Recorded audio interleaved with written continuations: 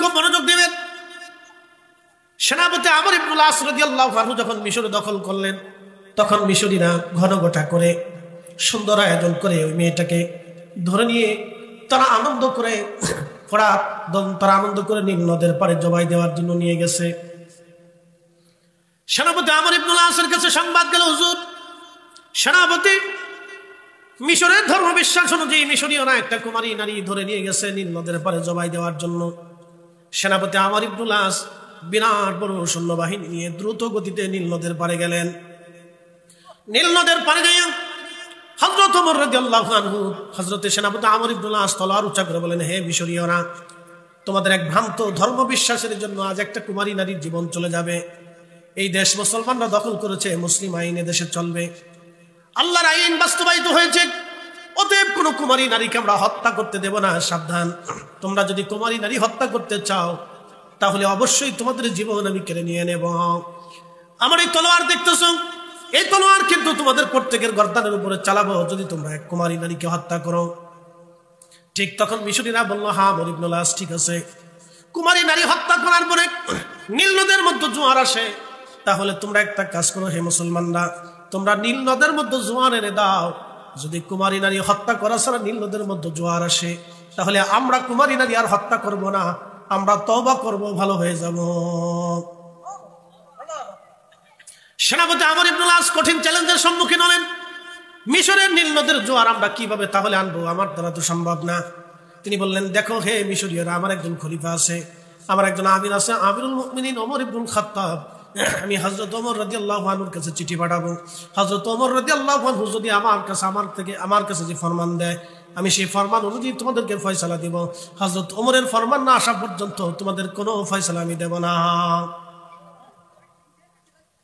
সেনাপতি আমর ইবনুল আস চিঠি লিখলেন, ইয়া আমিরুল মুমিনিন, মিশর জমিনে একটা ধর্ম বিশ্বাস হলো, তারা একটা কুমারী নারী হত্যা করে এই কুমারী নারীর রক্তগুলি নীল নদের পানির মধ্যে যখন মিশে যায় তখন নীল নদে জোয়ার আসে, এটা তাদের ধর্ম বিশ্বাস। আমিরুল মুমিনিন আমি বাধা দেওয়ার পরে তারা বলল, আমরা নীল নদের পানির জোয়ার এনে দিতে হবে। হুজুর, নীল নদের পানির জোয়ার আমি কি করে আনবো? আমিরুল মুমিনিন, আমার দ্বারা তো সম্ভব না। আমি আপনার কাছে জানাইলাম, চিঠির অপেক্ষায় থাকলাম। আমিরুল মুমিনিন, আপনার চিঠি আসার পরে, ফরমান আসার পরে আমি ফয়সালা নেব। হযরত ওমর রাদিয়াল্লাহু আনহুর কাছে চিঠি আসার পরে হযরত ওমর চিঠিখানা পড়ার পরে তিনি আরেকখানা চিঠি লিখলেন। চিঠির মধ্যে লিখলেন, হে নীলনদ। চিঠির মধ্যে তিনি লিখতেছেন, হে নীলনদ, তুমি যদি আল্লাহর হুকুমে প্রবাহিত হও তাহলে আমি ওমর ইবনুল খাত্তাব বলতেছি, তুমি আল্লাহর হুকুমে প্রবাহিত হয়ে যাও। আর তুমি যদি আল্লাহর হুকুমে প্রবাহিত হয়ে না হয়ে নিজের ইচ্ছায় যদি তোমার প্রবাহিত হও, হে নীলনদ, তাহলে আমি হযরত ওমর বলতেছি, শুনে রাখো, আমি ওমর বলতেছি, তাহলে তুমি প্রবাহিত হও বা না হও সেটা তোমার উপরে দিয়ে দিলাম। না দুঃখিত, তুমি যদি আল্লাহর হুকুমে প্রবাহিত না হও তাহলে ওমর বলতেছি তোমাকে আর প্রবাহিত হতে হবে না। এ নীল, তুমি যদি আল্লাহর হুকুমে জোয়ার আসো, প্রবাহিত হয়ে থাকে, তাহলে আল্লাহর হুকুমে জোয়ার আসো। আর যদি তুমি আল্লাহর হুকুম ছাড়া নিজের ইচ্ছা মতো চলো, তাহলে আমি ওমর বলতেছি তোমার আর জোয়ারের দরকার নেই, তোমার পানি আমার লাগবে না। চিঠিখানা লিখে ওমর ইবনুল খাত্তাব রাদিয়াল্লাহু আনহু বার্তাবাহকের হাতে দিয়ে বললেন, এই চিঠিখানা আমর ইবনুল আসের হাতে পৌঁছাবা, তাকে বলবা এই চিঠিখানা যেন নীল নদের মধ্যে ছেড়ে দিয়ে আসে। হযরত ওমর রাদিয়াল্লাহু আনহু চিঠিখানা পাঠিয়ে দিলেন, বার্তাবাহক নিয়ে গেলেন।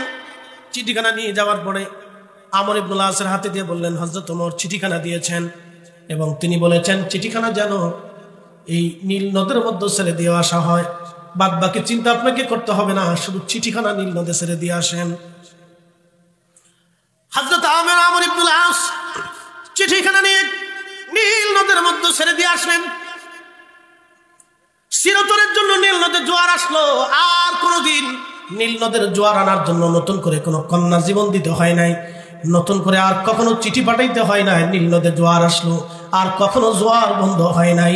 একবার জোরে বলা যাবে কি মারহাবা।